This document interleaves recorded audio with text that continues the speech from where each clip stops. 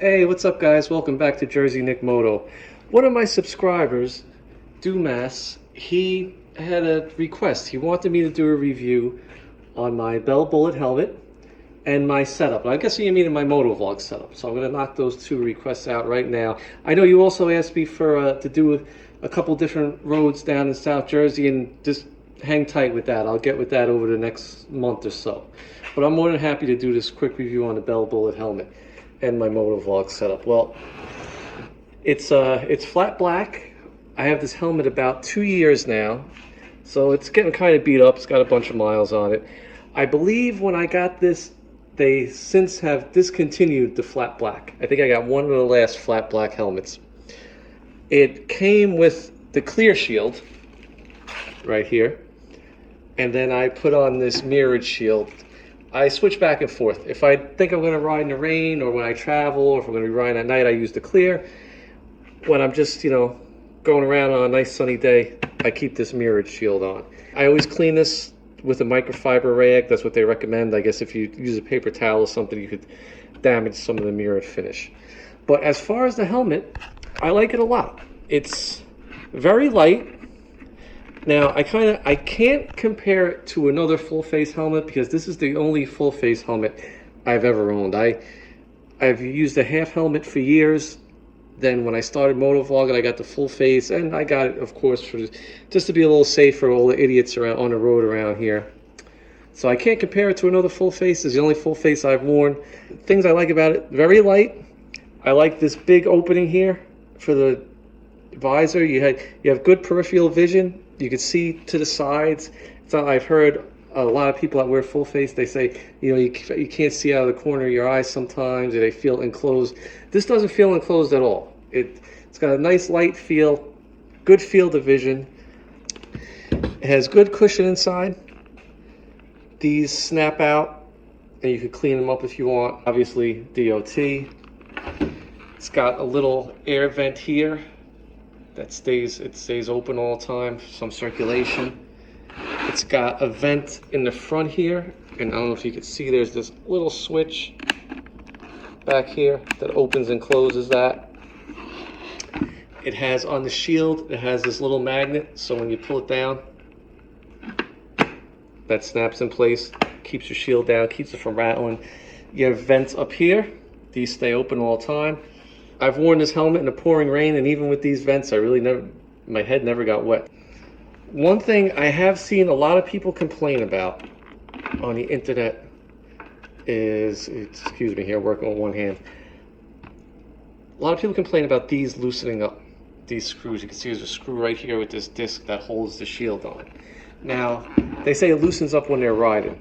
Now, that's never happened to me, and I think I might know why. I could be wrong, but I think I might know why. Because when I change my shield out, when I go back and forth and change shields, I could show you on the clear shield. I don't know if you could see right here. There's that little nub right there. This, again, working with one hand. This right here, this little nub. When you put the shield on, you line it up. Now on the inside of this disc, there's a little hole, and there's a little rounded slot. What I notice is, if you get this nub in the rounded slot, it goes up and down all day, no problem. Never loosens up. One time when I put it back on, I put the little nub into the hole on this, and after a couple times going up and down, it loosened up. So that's what I think they might be having that problem with this. They're not getting that little nub in the little slot that's on the underside of this disc. And because I've never had a problem of being on the road and it loosening up. I take this on all my road trips, and I've never had to stop to tighten down that shield. So I have no complaints with it. Now, I'll tell you some things I don't like about it. There's really not much. What I don't like about it is it's a noisy helmet. If you're doing, especially with the shield up, if you're doing any more than 45 miles an hour with the shield up, it whistles. And it whistles loud to the point where it gets annoying. So that's one thing I don't like about it. I'm sure there are quieter full face helmets out there. And the other thing that I would say, if you're going to use it as a moto vlogging helmet, it's not the best because A, like I just said, it's noisy. And the other thing is, it doesn't have much of a face mask here for room to mount stuff. You know, some of the guys with the more, I guess, I don't know if you want to call them normal full face helmets that are a little thicker here, they have a lot more space to, you know, move their camera around, mount it where they want, and mount this pain in the butt mic adapter that you have to use with GoPros. But overall, if you're looking for a full face helmet, if you're looking for a light, comfortable full face helmet, I would say I'd recommend the Bell Bullitt. And I also like the styling of it. It's got kind of a mix between retro and a little modern, I guess you could say.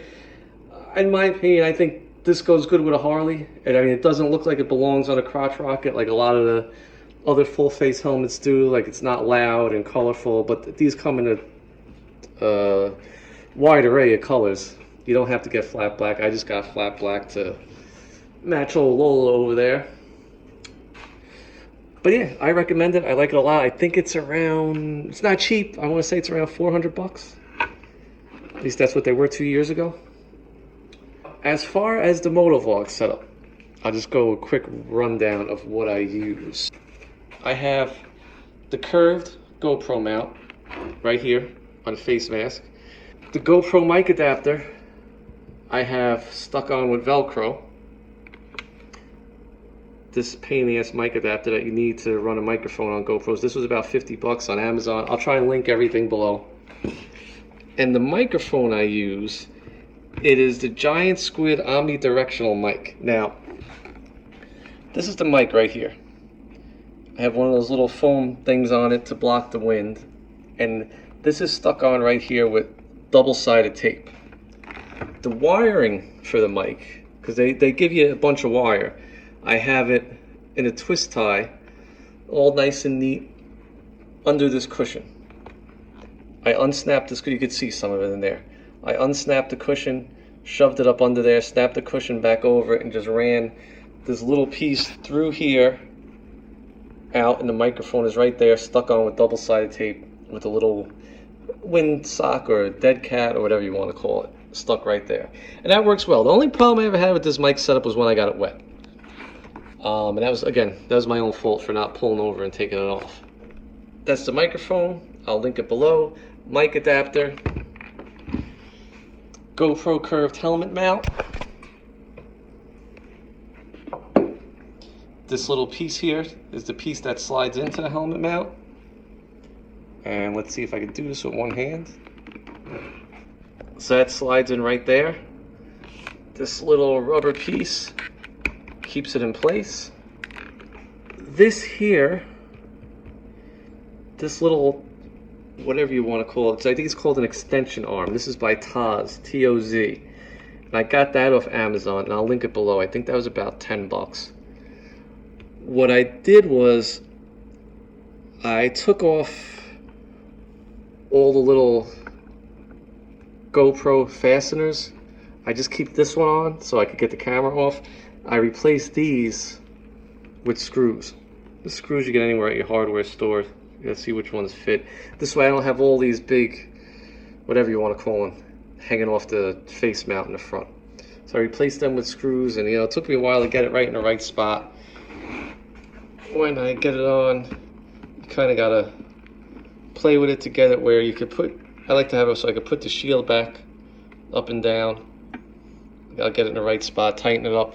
Another thing I try and do is, I try to get, you have to center the lens in the middle of the helmet. I know a lot of people, they'll put the camera in the middle of the helmet and the lens ends up being off to the side. So you got to get the lens in the middle if you want that straight view. And then once you have the camera where you want it, of course you plug the mic adapter in right there. You have to keep this door off. At least you have to on the GoPro Hero 5s. So you always have to keep that in mind if you hit rain, that these little outlets are exposed. That's it. Bell Bullitt helmet with my little GoPro setup. I'm happy with it. Oh, one more thing Anybody who wants stickers yet?